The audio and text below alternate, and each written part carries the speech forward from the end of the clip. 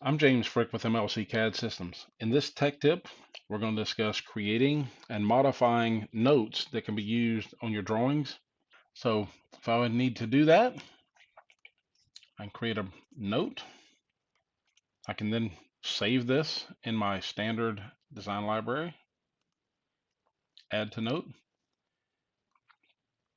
If I care to do so, underneath my standard design library, we have an annotations folder by default. And I can also add subfolders here if I want to completely organize this to suit my needs. I'm going to just let this be note 1. I come over to my design library and look at my notes folder. I have note 1 sitting there. And it kind of tells me what it is. Anytime I need to use this note, I can create a brand new drawing or add it to an existing one. And then I can bring my note into this drawing. Now, in this case, I might have the need to add to it, modify it, whatever the case might be. And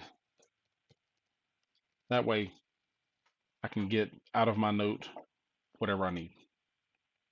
If this is going to be a different note from my note 1, I can then save this new note under a name that I want to call it and go from there. That way I can modify, change, update anything that might need to be in this particular note. Thank you for watching.